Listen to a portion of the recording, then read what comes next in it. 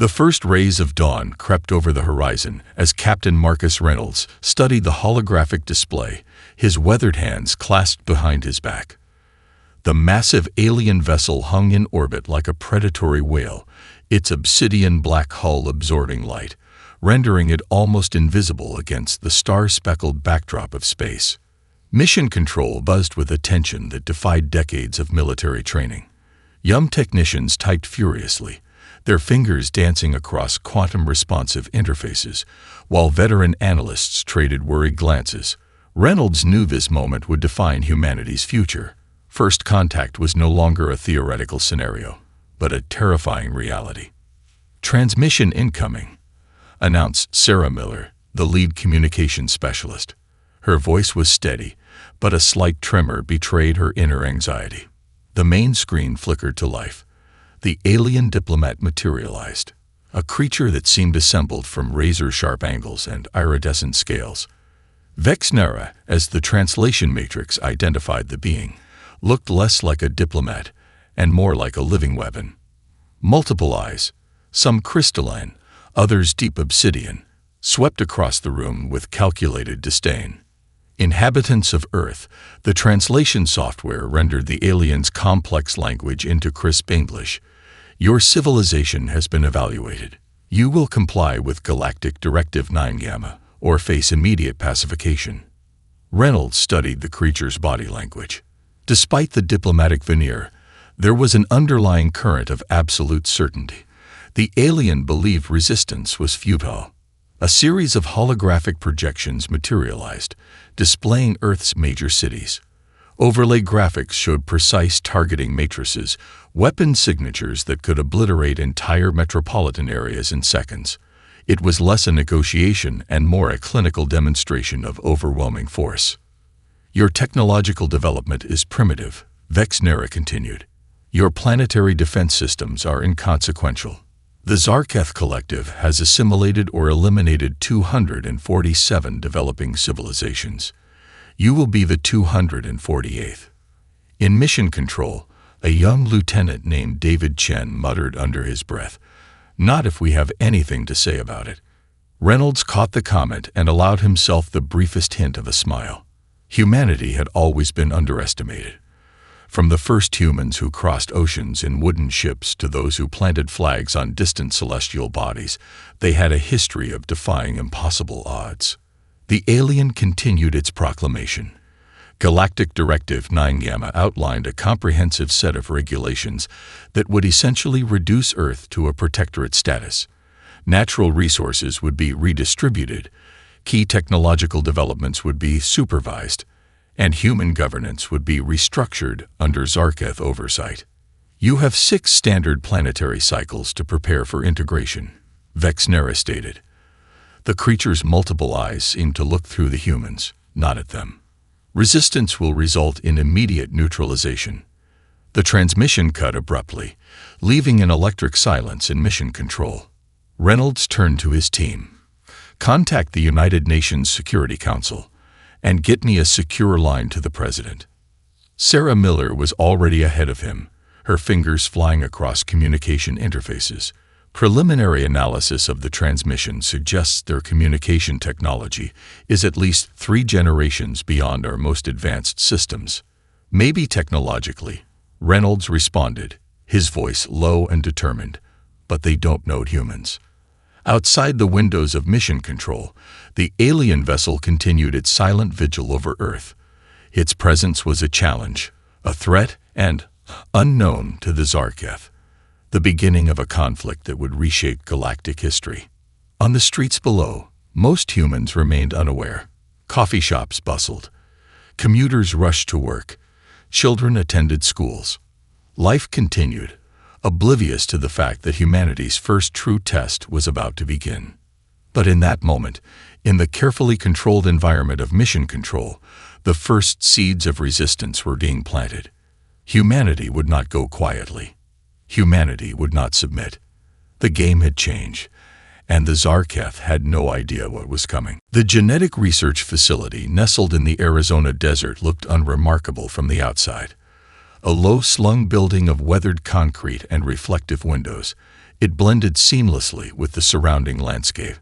But inside, Dr. Emily Hartley was about to unravel a mystery that would change everything humanity understood about its own existence.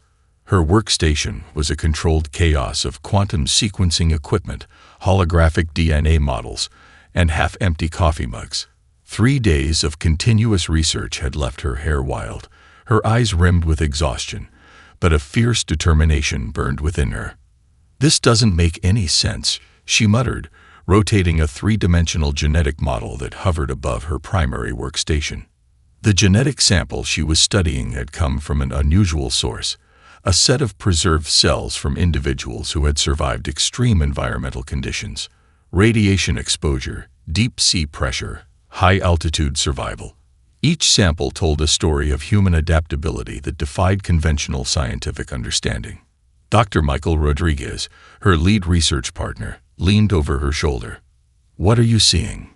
Emily manipulated the holographic model, zooming into sections of DNA that traditional geneticists would have dismissed as junk genetic material. But Emily knew better. Her entire career had been built on the premise that nothing in human genetics was truly random. "Look here," she said, highlighting a complex molecular structure. "These sequences, they're not just passive, they're dynamic, adaptive." The genetic model began to shift, demonstrating an impossible fluidity.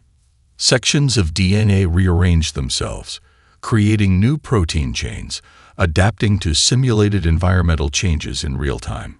It was like watching a living, breathing computational system. "That's impossible," Rodriguez whispered. But it was happening right before their eyes. The implications were staggering. What they were witnessing was not just genetic adaptation, but a form of biological quantum computing. Human DNA wasn't a static blueprint. It was a living, responsive network capable of near-instantaneous reconfiguration. A notification pinged on Emily's secondary screen. The alien transmission from the Zarketh Collective was being analyzed by their secondary systems.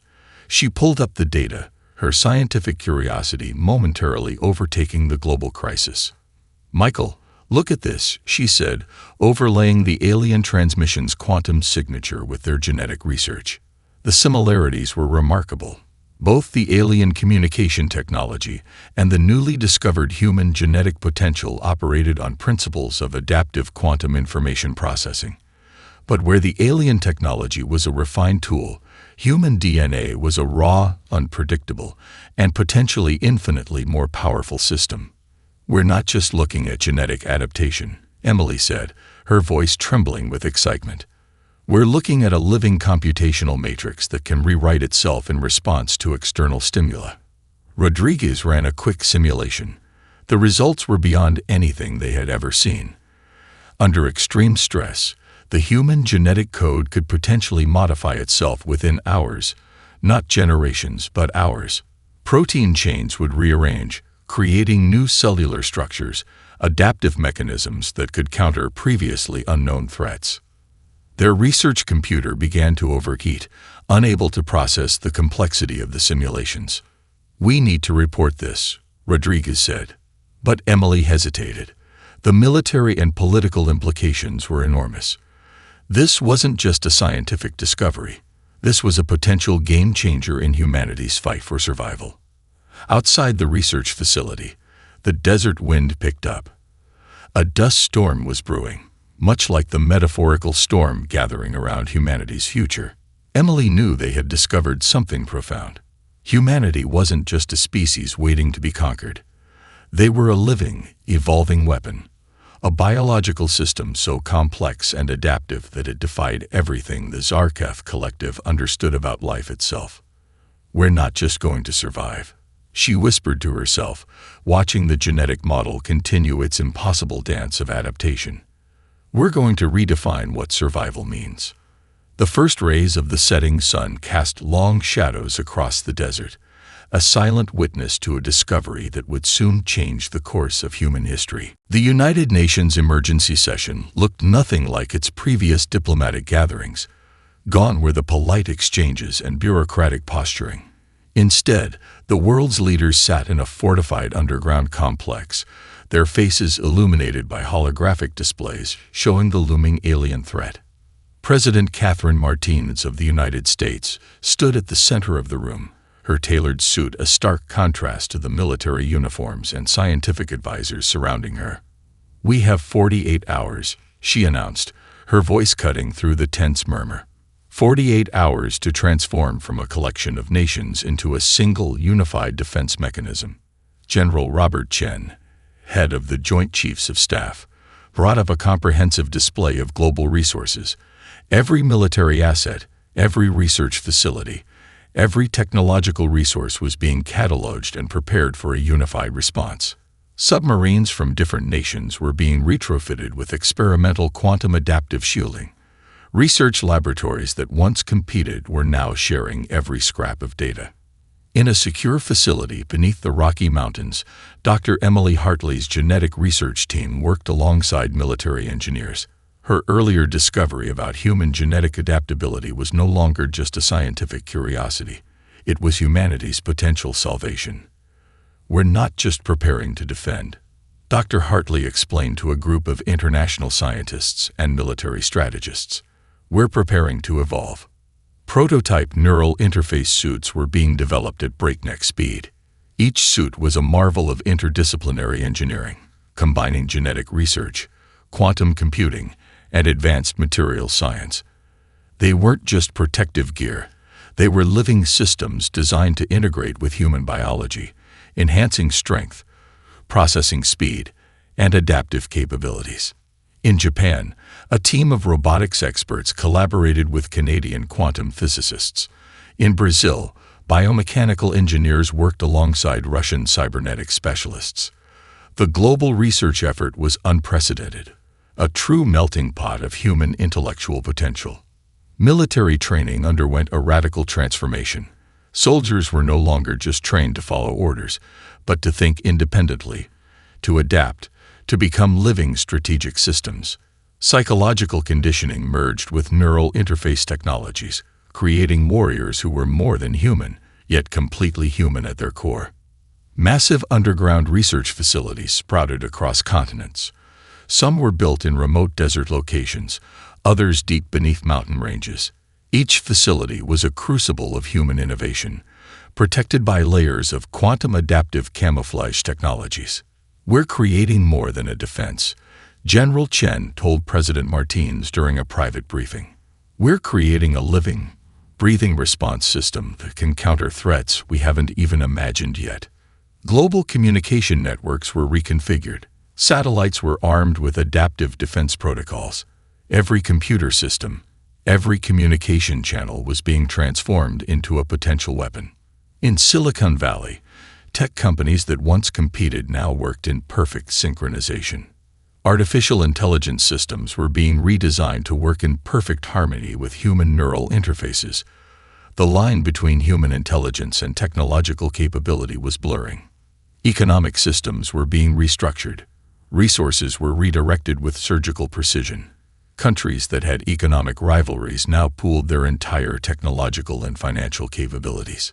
"This isn't just about survival," President Martinez told a global audience in a carefully crafted broadcast. "This is about showing the universe what humanity truly is." Underground genetic modification labs worked on enhancing human capabilities. But this wasn't about creating superhumans. It was about unlocking the potential that had always existed within human DNA. Every modification was carefully calibrated, every enhancement designed to work in harmony with human biology. Military training grounds became laboratories of human potential. Soldiers trained with neural interfaces that allowed them to process tactical information at speeds previously thought impossible. They learned to work not as individual units, but as interconnected living systems. As the 48 hours ticked down, humanity transformed. What had been a collection of competing nations became a single unified organism. Every resource, every piece of knowledge, every human capability was being focused into a single point of potential. The Zarketh Collective had made a grave miscalculation. They saw humanity as a primitive species waiting to be conquered. They had no idea what was coming. The first wave came without warning. Commander Sarah Cooper gripped the neural interface controls of her advanced interceptor, feeling the aircraft become an extension of her own nervous system. Orbital defense platforms hummed with quantum adaptive energy, a network of technological guardians protecting the blue marble of Earth below. Zarketh attack ships pierced the upper atmosphere like obsidian daggers. Their weapon signatures were unlike anything humanity had encountered, quantum-phased energy weapons that could theoretically dissolve matter at the molecular level. Each ship moved with a precision that suggested machine-like calculation, a living weapon of impossible complexity. Incoming. Lieutenant David Rodriguez's voice crackled through the communication network. Multiple contact points over the Pacific and Atlantic defense grids. The first alien energy pulse struck the outermost orbital defense platform. In any previous scenario, it would have been instantaneous destruction. But these were not previous scenarios.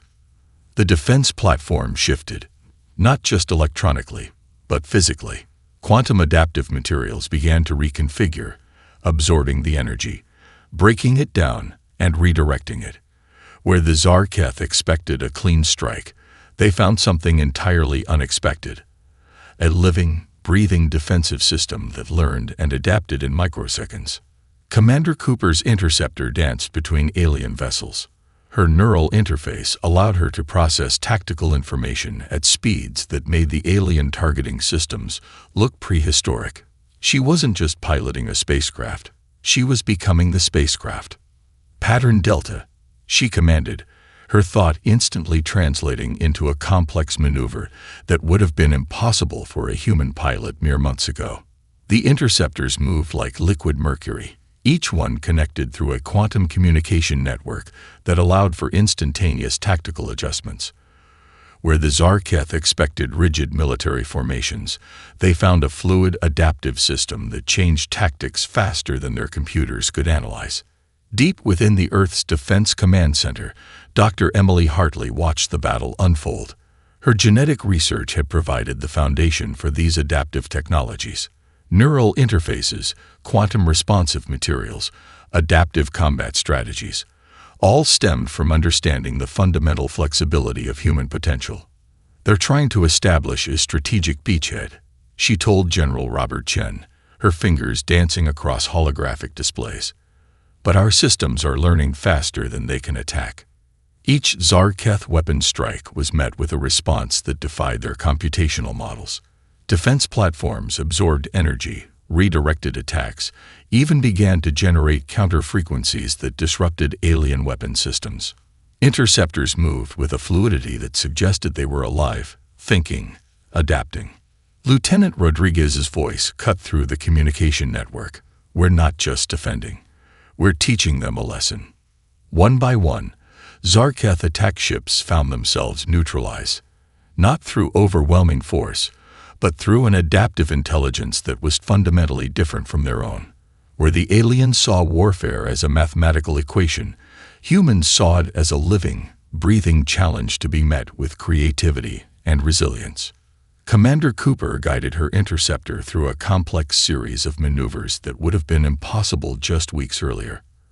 Her neural interface allowed her to process tactical information at speeds that made the alien targeting systems look like children's toys.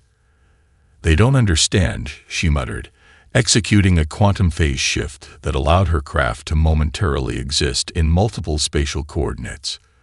They think technology is about perfection. We know it's about adaptation. The battle raged for hours, but it was never truly a battle. It was a demonstration. A message written in the language of quantum physics and human determination.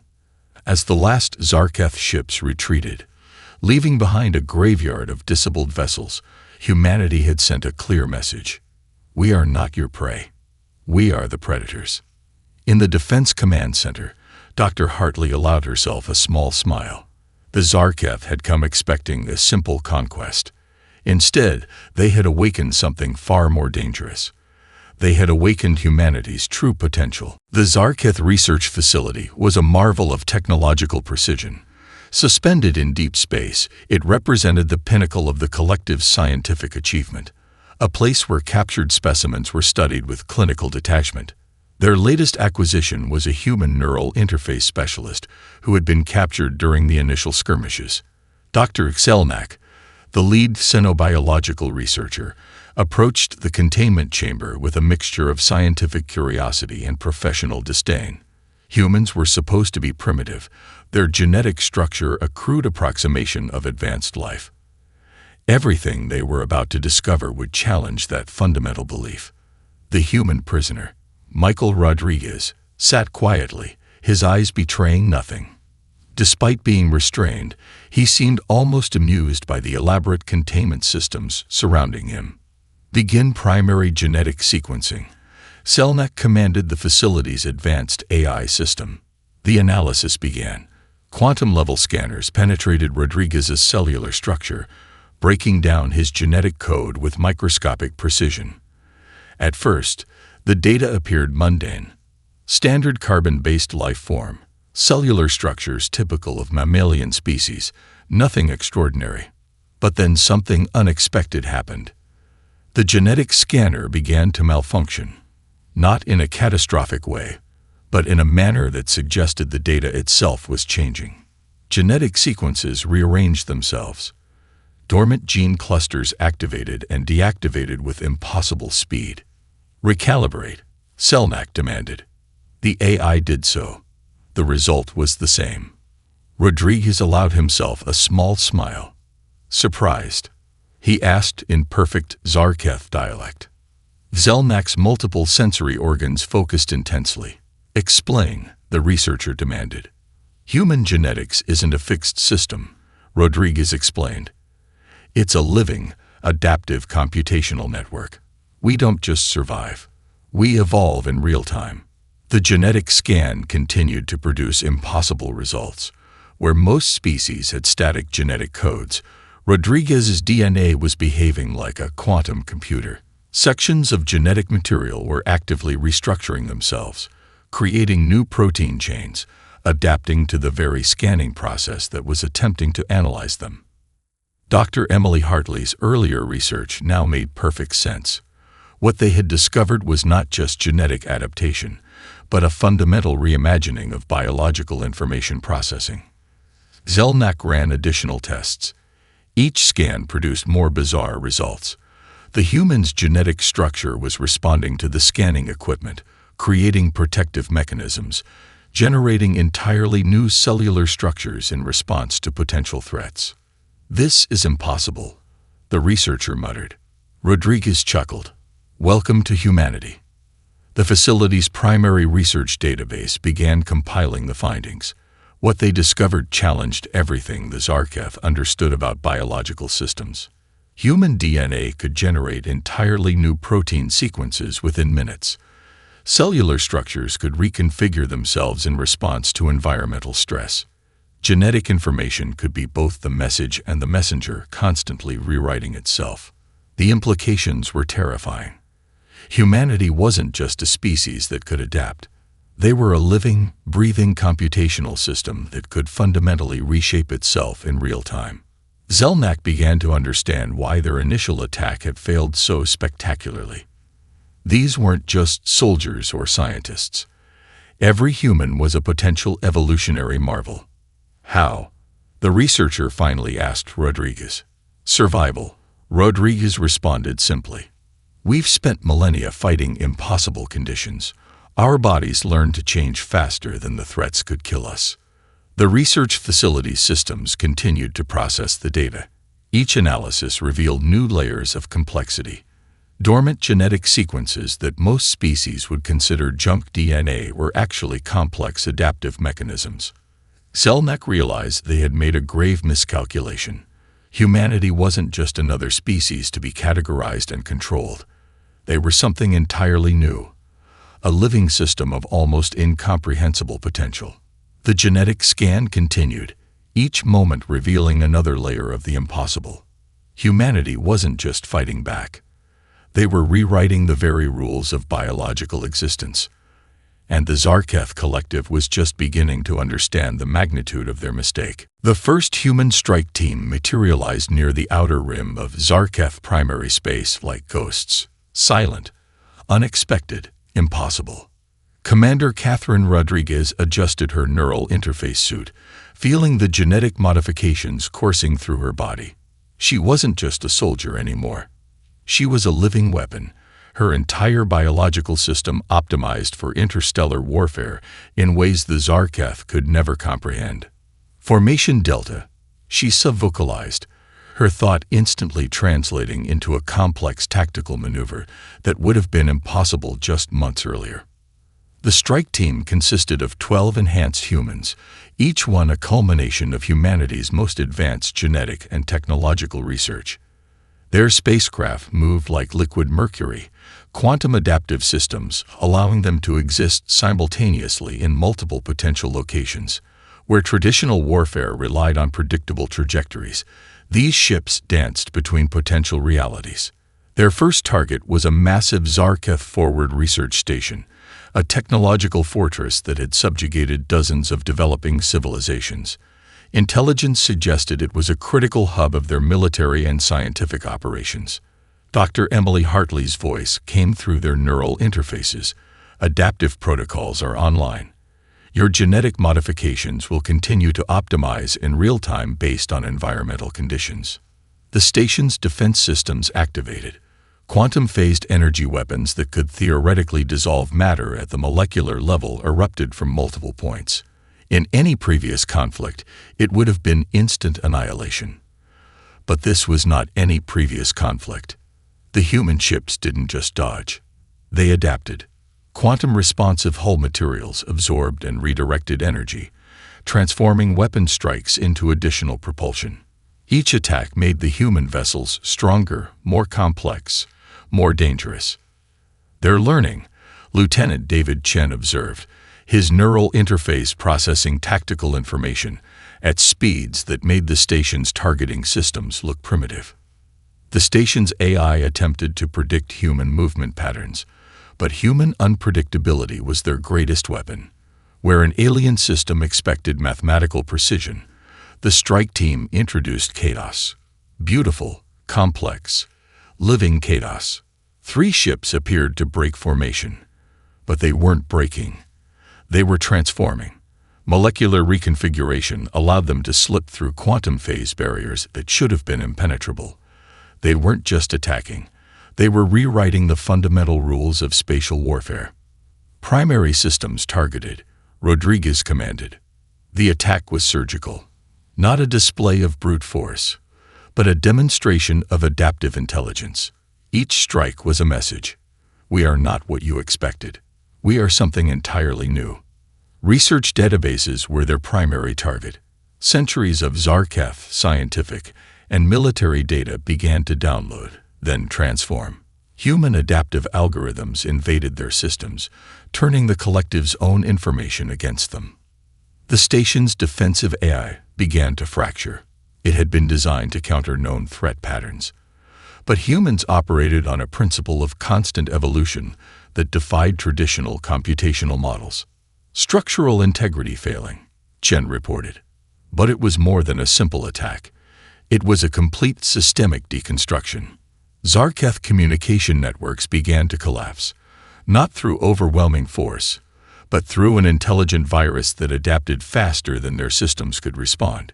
Each defensive measure was instantly countered, each firewall transformed into an entry point. The research station, a symbol of Zarketh technological superiority, began to come apart, not explosively, but systematically, like a living organism being disassembled by a more advanced predator. Rodriguez watched the tactical display, her enhanced biological systems processing information at quantum speeds. This wasn't just a military strike. This was a fundamental challenge to the Zarketh's understanding of warfare, of life itself. Message to High Command, she subvocalized. First objective completed. Preparing for next phase. The station's final moments were a ballet of deconstruction. Technological marvels that had subjugated entire civilizations were reduced to component parts. Their own systems turned against them. As the last fragments of the station dissolved, humanity sent a clear message to the universe. We are not your victims. We are the architects of a new reality. And we are just getting started. The diplomatic chamber hung in deep space, a neutral zone constructed from quantum adaptive materials that could reconfigure themselves faster than thought. Ambassador Rachel Thompson stood at the center, surrounded by a delegation that represented the most advanced capabilities of human civilization. Behind her, holographic displays showed the systematic dismantling of Zarketh military infrastructure. It wasn't just a display of power. It was a surgical demonstration of humanity's unprecedented adaptive capabilities. The Zarketh delegation materialized. 7 representatives from different sectors of their collective, each one a living embodiment of their technological and biological integration. Vexnera, the diplomat who had first threatened Earth, stood at the center, multiple eyes shifting with a mixture of calculation and barely concealed fear. The Zarketh collective recognizes the diplomatic session. The translation matrix rendered their complex communication into crisp English. Rachel Thompson's smile was razor-sharp. "Let's be clear about something," she began, her voice calm and precise. "This isn't a negotiation. This is a restructuring." The holographic displays began to shift. They weren't just showing military achievements. They were demonstrating the fundamental transformation humanity had undergone. Each image revealed layers of scientific, genetic, and technological innovation that defied the Zarketh's understanding of biological potential. Dr. Emily Hartley's genetic research played across one display. Military adaptive technologies cascaded across another. Quantum communication networks danced in complex patterns. Each display was a piece of a larger puzzle, a demonstration of humanity's true nature. "You came to Earth believing we were a primitive species," Thompson continued. "Instead, you discovered something far more dangerous. A living, adaptive system that doesn't just survive. We evolve." Vexnera's multiple sensory organs shifted, processing the information. The diplomatic protocols they had used for centuries suddenly felt obsolete. The human delegation wasn't just presenting a defense. They were offering a complete reimagining of galactic interaction. "We propose a new framework," Thompson said. "Not conquest, not subjugation, but a fundamental restructuring of how advanced civilizations interact." The proposals began to cascade across the diplomatic chamber. Adaptive research protocols that would allow for unprecedented scientific collaboration. Communication networks that could bridge fundamental differences in biological and technological understanding. A framework that recognized potential over current capability. "You sought to control," Thompson said. "We offer something more dangerous. Collaboration." Each Zarketh representative processed the information through their complex neural networks. They were witnessing something unprecedented.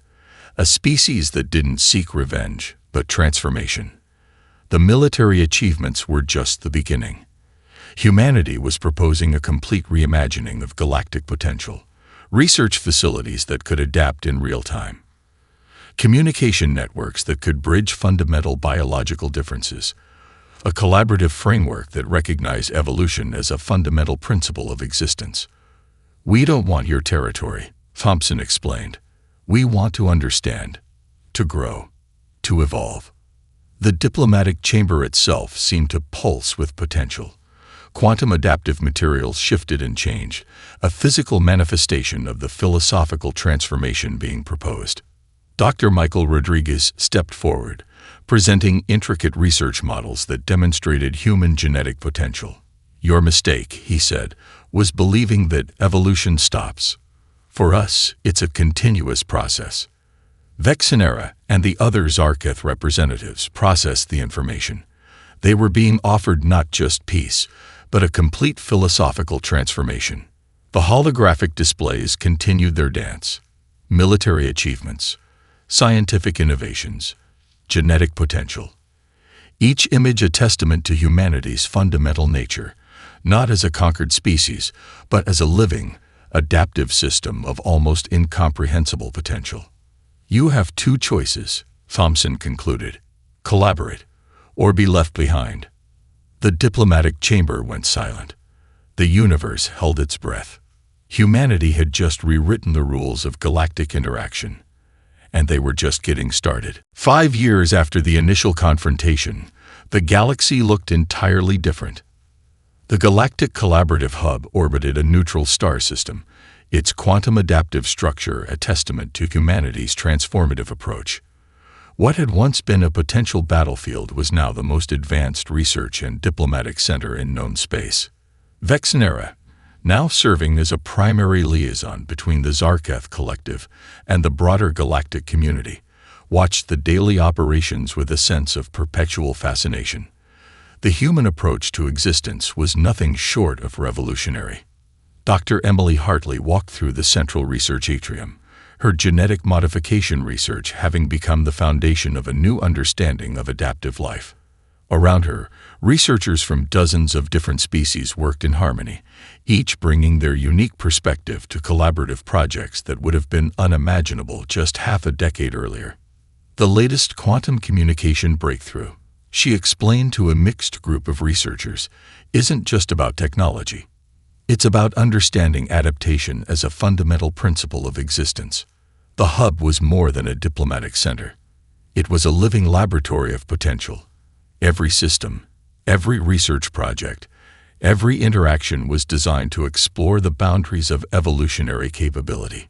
Humanity had introduced a radical new concept to galactic civilization. That potential was more important than current capability.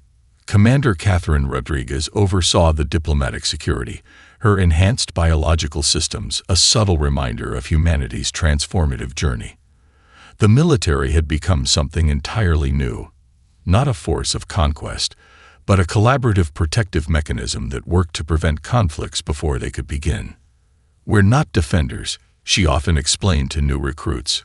"We're facilitators of potential." The Zarketh Collective had been the first to undergo complete systemic transformation. What had once been a conquering force was now a primary driver of collaborative research. Their technology, their approach to existence, had been completely reimagined through their interaction with humanity. Other species began to follow. The communication networks expanded, becoming more adaptive, more responsive. Research facilities across the galaxy began to adopt human-inspired adaptive protocols. Evolution was no longer seen as a linear process, but as a continuous, dynamic system of potential. Vexnera approached Dr. Hartley during a routine research review. "We were so certain," the alien diplomat reflected, "certain that we understood the nature of advanced civilization." Hartley smiled. "Certainty is the enemy of potential."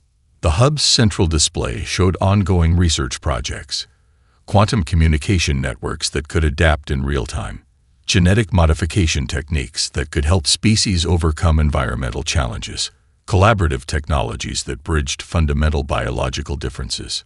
Michael Rodriguez, now leading the Interspecies Collaborative Research Initiative, presented the latest findings. "Our research isn't about creating uniformity," he explained. "It's about celebrating difference while finding fundamental connections." The galaxy had transformed. What had begun as a potential extinction-level conflict had become a renaissance of collaborative potential. Humanity hadn't conquered. They had invited others to reimagine existence. The grave error, Vexnera often said in diplomatic sessions, was believing that difference meant conflict. The research hub pulsed with potential. Quantum adaptive materials shifted and changed. Communication networks danced with complex, evolving patterns. Species that had once been enemies now worked side by side, each bringing their unique perspective to collaborative projects. Commander Rodriguez looked out over the research hub. The military had become something entirely new. Not a force of destruction, but a protective mechanism that worked to prevent conflicts before they could begin. Dr. Hartley's genetic research had become the foundation of a new understanding of life itself. Adaptation wasn't just a biological process. It was a fundamental approach to existence. As the star the hub orbited completed another rotation, Humanity's true victory became clear. They hadn't just survived. They had transformed the very understanding of what was possible. The universe would never be the same. And they were just getting started.